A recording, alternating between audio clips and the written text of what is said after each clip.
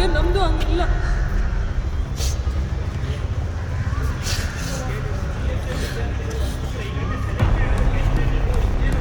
Public service is the best work that you can do. He is working as an assistant sub-inspector. With his suggestion, I started preparing, and I have given 7 to 8 years of preparation into this. Who will give justice to my sacrifice and my hard work? And I took preparation coaching from Delhi. I went there. So after that I attended UPSC also. After that I gave KPSC mains also in 2011. And PSI, this is my second attempt, sir. Okay, I prepared very hard for this. Even I missed UPSC exam for this one, sir. This is one since from three years I'm preparing for PSI only. Now I got selected, sir, but still it happened. I don't know what to do. It's very emotional for us. Just because you're bringing your political agenda in a recruitment process. In KSP, that is Karnataka State Police, which has some like kind of a standard in the entire India. We keep some standard for that.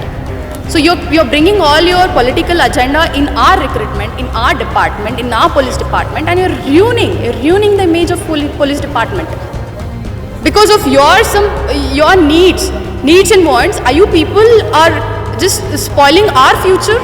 You people are ruining our future.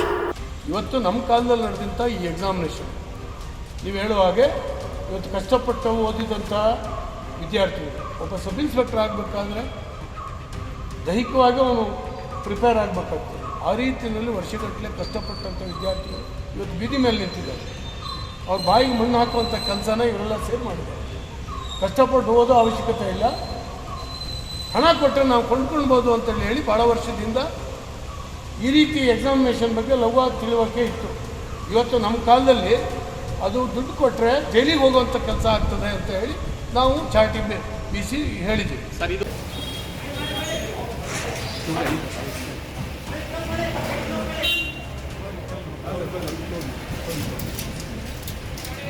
ಇದರಲ್ಲಿ ಯಾವುದೇ ಸರ್ಕಾರದ ಹಸ್ತಕ್ಷೇಪ ಇಲ್ಲದೇನೆ ಒಂದು ಒಳ್ಳೆಯ ವಿಚಾರಣೆ ನಡೆಸಬೇಕು.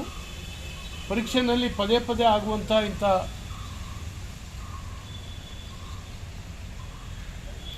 ಅಪರಾಧಗಳನ್ನು ಶಾಶ್ವತವಾಗಿ ತಡೆಗಟ್ಟಬೇಕು ಅನ್ನುವಂಥ ದೃಷ್ಟಿಯಿಂದ ಪ್ರಾಮಾಣಿಕವಾಗಿ ಒಂದು ಎನ್ಕ್ವೈರಿ ಕಂಡಕ್ಟ್ ಮಾಡಿ ಇವತ್ತು ಆ ಪ್ರಕರಣದ ರೂವಾರಿಗಳನ್ನು ಪತ್ತೆ ಹಚ್ಚುವಂಥ ಎಲ್ಲ ಕೆಲಸ ನಡೀತಾರೆ. ಮತ್ತು ನಾವು ಎಲ್ಲೂ ಮುಚ್ಚಿರಲಿಲ್ಲ, ಪೂರ್ಣ ಪಾರದರ್ಶಕವಾಗಿ ಎನ್ಕ್ವೈರಿ ಮಾಡಿಸಿದ್ದೇವೆ. ಯಾರು ಇದರಲ್ಲಿ ಭಾಗವಹಿಸಿದ್ದಾರೆ ಅವ್ರನ್ನ ಹೆಡಮುರಿ ಕಟ್ಟಿದ್ದಾರೆ, ನಮ್ಮ CID ಅಧಿಕಾರಿಗಳು ಜೈಲಿಗೆ ಕಟ್ಟಿದ್ದಾರೆ, ಸಾರ್ವಜನಿಕರ ಎದುರುಗಡೆ ಅವ್ರ ಮುಖವಾಡನ್ನು ಕಳಿಸಿದ್ದಾರೆ. ಇದಾಗಿದೆ, ಇದು ನಾವು ಮಾಡಿದ್ದೇವೆ.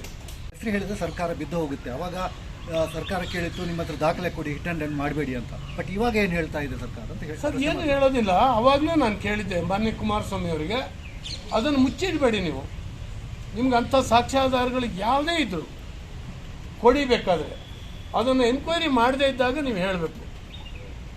ಪಾರದರ್ಶಕವಾಗಿ ಎನ್ಕ್ವೈರಿ ಮಾಡ್ತೀನಿ, ಸಾಕ್ಷ್ಯಾಧಾರಗಳು ಕೊಡಿ ಅಂತ ಹೇಳಿದ್ವಿ. ಅವರು ಇನ್ನೂ ಕೂಡ ಇದುವರೆಗೂ ಸಾಕ್ಷ್ಯಾಧಾರಗಳು ಕೊಡಲಿಲ್ಲ. ಸರ್ ಸರ್ಕಾರ ಅರೆಸ್ಟ್ ಆಗಿದೆ. ಹೈಕೋರ್ಟು